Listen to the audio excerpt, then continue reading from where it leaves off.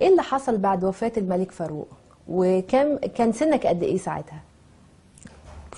كان عندي 13 سنة، وكنت بحب أن أتعرف على تاريخ والدي خلال قراءة نشرات وكتب. استكملت دراستي في جامعة جنيف لسنتين، واضطريت أن أتوقف على دراستي. كملت دراستي في باريس، وحصلت على شهادة في علوم السياسية. الناس كانت بتقول ان الملك فاروق اساء اثناء حكمه في مصر وكان ملك فاسد. الكلام دوت كان رد فعله ايه على جلالتك؟ ما كانش الملك فاروق ملك فاسد، وكل اللي اتقال في الفترة دي غير صحيح. ما كانش مسؤول عن الأسلحة الفاسدة، ومصر هربت في حرب فلسطين، تعرض بضغوط كبير من الإنجليز، خاصة في سنوات حكم الأخيرة، وسدد مصالحه كان يتعارض من مصالح مصر، فهو وقف ضد ده، وزي انفصال مصر من السودان،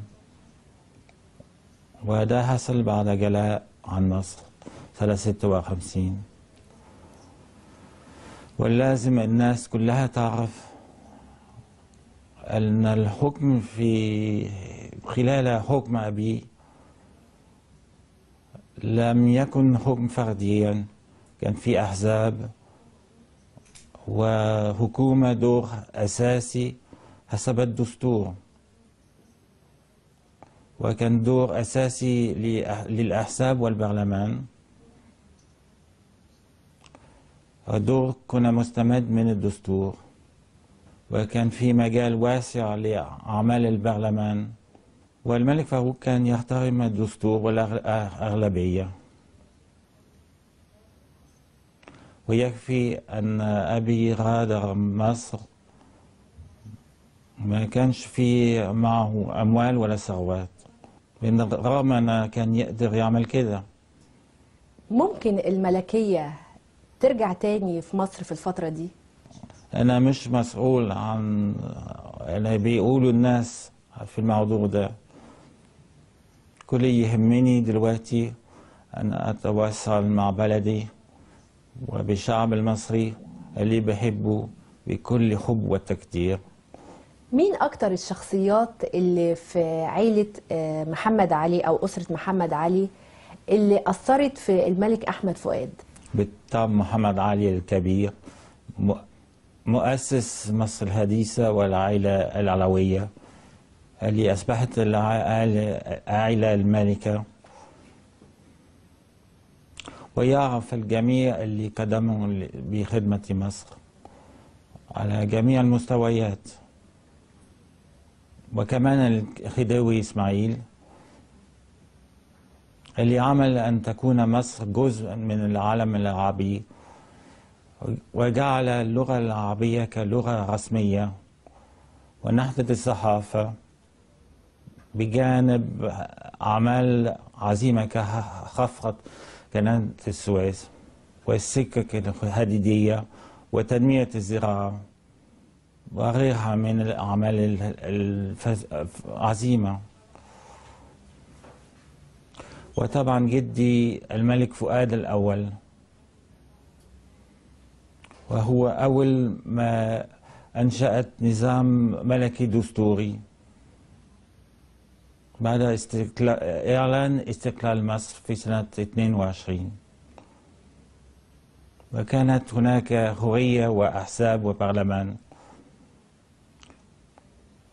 وعلى مستوى الثقافي بنى جامعات كتير ومعاهد دراسات خاصة، وكانت هناك نهضة اقتصادي كبيرة. وكانت مصر في هذا العصر أكبر بلد عربي وإسلامي. هل صحيح ان جلالتك بتكتب الآن كتاب عن تاريخ أسرة محمد علي؟ ده صح، أكتب كتاب عن أسرة العلوية وتخفيه تصحيح لكل ملوك وأمراء عربية منذ أيام محمد علي حتى الملك فاروق، في أمور كتير اللي الناس ما تعرفهاش، وتصحيح على كتابات مغلوطة أثرت تاريخ وسطي. ازاي بتنظر للرئيس السادات؟ الرئيس السادات هو بطل الحرب والسلام واسترجاع الكرامة والعرض. على المستوى الشخصي لا أنسى موقفه اللي كلمت عنه قبل كده، رجعني الجنسية وباسبور المصري. وايه اكتر الاماكن اللي بتحبها في مصر وبتحب تشوفها؟ بحب كل مكان في مصر، لكن جامع محمد علي بالجامعة ومسجد الرفاعي لكم مكانة خاصة عندي، كما أحب شوارع النيل وما أقدرش أنسف إحساسي لما أنظر على النيل، ببص النيل. وازاي بتنظر للرئيس عبد الناصر؟ اسمحي لي أن لا أتجاوب على هذا السؤال. والرئيس مبارك بيمثل ايه للملك احمد فؤاد؟ أكن كل التقدير للرئيس مبارك وأسرته لكل الدعم والمساندة اللي يحيطوا بعائلتي. الرئيس مبارك ضمان استقرار مصر، وما حدش ينكر إنجازاته. هل ممكن دلوقتي انك تعيش في مصر او تقيم في مصر؟ أتمنى ذلك طبعا، لكن في الوقت الحالي هكون سعيد بحضور إلى بلدي كلما سمحت ظروفي. عندك اصدقاء في مصر؟ في جنيف بقابل كثير من المصريين، أبناء أختي في مصر، عمتي وابنتي أختي ياسمين وزوجها علي شعراوي، وأخي في اسكندرية وعمتي الأميرة فوزية. لما اتذاع مسلسل الملك فاروق كانت كل مصر بتتفرج عليه، مش مصر بس، كل الوطن العربي. عجبك مسلسل الملك فاروق؟ أيوة عجبني، لأنه صحح كتير من صورة والدي. وهل ممكن الدراما أو الفن يساهم في تصحيح صورة التاريخ؟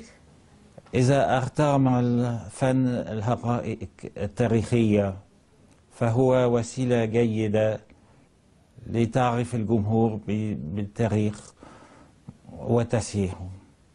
فقدت الكثير من أفراد أسرتك في الفترة الأخيرة، إزاي دلوقتي بتتواصل مع أسرتك وعائلتك؟ شعرت بوحدة كبيرة بعد فقدان أمي نريمان وإخواتي، وخاصة الأميرة فريال اللي كان أقرب الناس إليه، وكنت أتمنى أن تكون معي الآن.